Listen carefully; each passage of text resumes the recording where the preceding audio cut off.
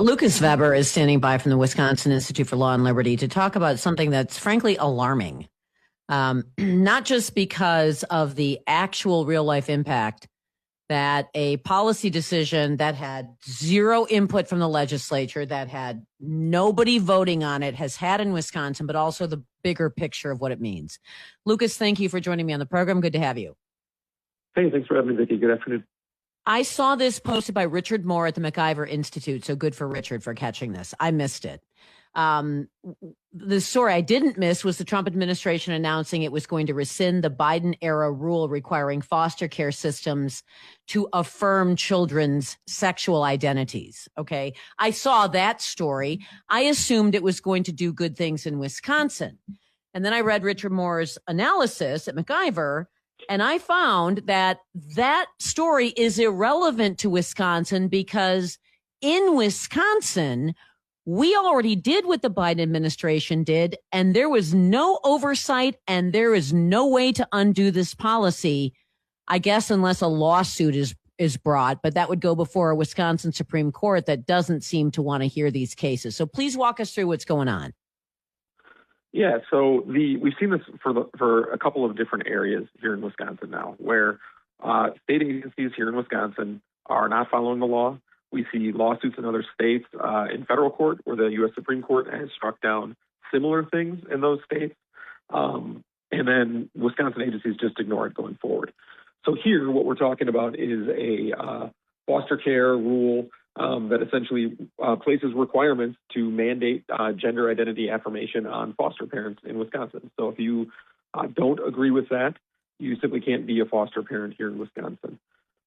This is very similar in a way to a fact pattern that came up in a U.S. Supreme Court decision, a 9-0 U.S. Supreme Court decision from a few years ago called Fulton versus the city of Philadelphia, which was a free exercise clause. In that case, the state had not been allowing Catholic social services to participate in adoptions because they wouldn't guarantee that they would issue or they would allow children to be adopted out to same-sex couples in that case, which would be in violation of their religious beliefs.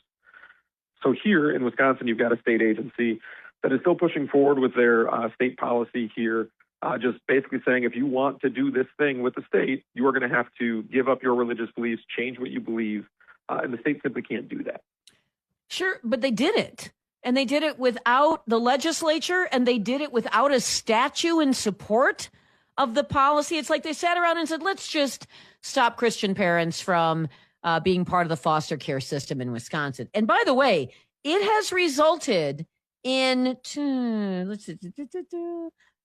almost 3,000 fewer foster homes in Wisconsin since the policy was put into place in 2019.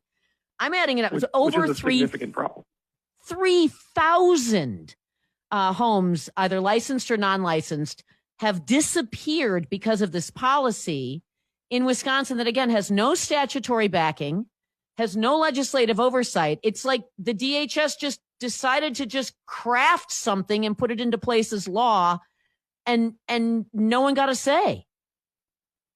Exactly. And this all goes back to a state Supreme Court decision from last year called Evers versus Markline, wherein the state Supreme Court basically took away the legislature's power to conduct oversight over these rules.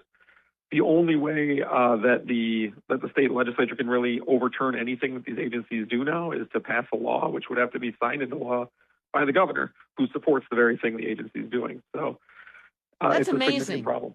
That's an inverted way of government. So just put aside, if you don't care about the foster care situation and Christian parents essentially being foreclosed, because, you know, if Christian parents refuse to affirm the gender delusions of a child, a young child, we're not talking about, you know, some 15-year-old, we're talking about like 8-year-olds in Wisconsin. Sorry, you're not allowed, which again has resulted in over 3,000 foster care homes disappearing since 2019.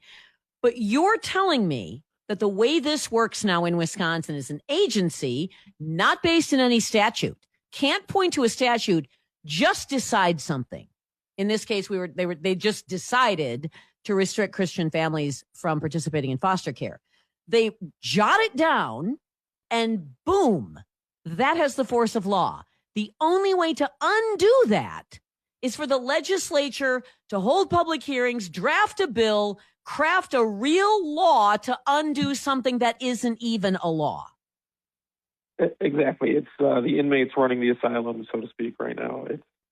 It's completely flipped our form of government on its head. It basically gives agency bureaucrats more power than the elected lawmakers. It's a very bizarre state of the law that we're in right now. We saw this in another place too, a related place. The Department of Safety and Professional Services has a rule here on the books that prevents what's called conversion therapy. So if you're a therapist in Wisconsin and you wanted to engage in conversion therapy, you're not allowed to do so by state law. It's illegal. An identical, basically, statute in the state of Colorado was struck down within the last month in a case called Childs v. Salazar. So that rule is on the books here. It was written by a state agency. The legislature actually stopped that rule because they knew it was illegal, and they said, no, you can't do this. That's the rule that Governor Evers used to sue the state in order to end all legislative oversight. Now, the U.S. Supreme Court has said that basically the identical text of that rule violates the First Amendment and can't be enforced. But Wisconsin is stuck with this rule, and because the governor sued on it, our state Supreme Court said the legislature has no oversight now. So can you sue the state of Wisconsin because it now is out of compliance with the United States Supreme Court? Yes, absolutely. And those cases could also be brought in federal court here now, too. I mean, Wisconsin has no ability to violate the U.S. Constitution, of course, and that's what they're doing in these cases. Right. So does that bring any question to the Wisconsin Supreme Court's logic in the general, declaration that you do not need the legislature to make laws in our state? Just the case on conversion therapy, is there a way federally to challenge what the Wisconsin Supreme Court did? No, not in terms of how state government operates here, because they've basically said that the Wisconsin Constitution and our state constitutional separation of powers requires this. So a federal court can't tell them how the state needs to work unless they do it in a way that violates the federal Constitution. But here, the end result violates the federal Constitution, but the way they get there may not, because it's a state constitutional issue. Okay. So, may not. Maybe it will. I don't know. So that's what we're stuck with. We're talking right now about two things. One is conversion therapy. The other one is Christian foster parents. And they've been for conversion therapy. So talk therapy if you happen to be of a religious background or you're just not insane.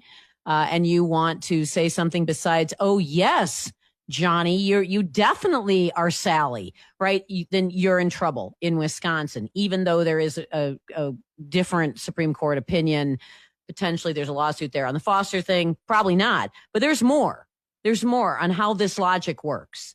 This is, again, state agencies get to decide in ways that could be really remarkable. I mean, it could be we're getting hammered at a happy hour and decide to draft a policy that has the force of law. We're all in the same state agency. There's nothing the legislature can do about it. Exactly. And, what these cases highlight is why we give this power to the legislature and not to nameless, faceless bureaucrats at state agencies, right? When the legislature violates your constitutional rights, you have the ability to elect a new legislature. You can go out and vote for somebody else. When a bureaucrat violates your rights, you can't just fire that bureaucrat and hire a new one. You have no ability to do that. You have to go to court. If you're lucky, a court's going to rule in your favor, but it's expensive. It's time consuming. There's a lot of things that go into that. And I think the fact that the legislature in this very case suspended this rule, which is blatantly unconstitutional, and the U.S. Supreme Court said it was unconstitutional, just really underscores the importance of why the legislature needs to make these decisions. Now, the legislature did, on first consideration this session, pass a constitutional amendment, which would return the law to where it was before the Supreme Court decision. So it would, reimpose the legislature's ability to conduct oversight. In order for that to go to the people for a vote, the legislature has to adopt it again in identical form next session. Next session after the elections. Correct. Yep. The new legislature would have to come in and then adopt it in the same form. So I want to point out again, We have multiple retirements from the Assembly, Republicans from the Assembly, multiple retirements in Republicans from the Senate. There is a question as to whether or not the Republicans will maintain the majority. So there's a very, very real possibility that next session there won't be a Republican majority, and this first consideration, return to sanity, will die on the vine, right? Yes. There's exactly not right. much. And that's. Go ahead, please. Yeah, I was going to say, and that would leave us in a situation where this decision would continue to stand, and the legislature would not be able to engage in any oversight, until it changes. And that would be, we've already seen how it's directly attacking people's religious views. People's First Amendment rights to free exercise are under attack, and this is the way we can fight back. And hopefully, people are paying attention.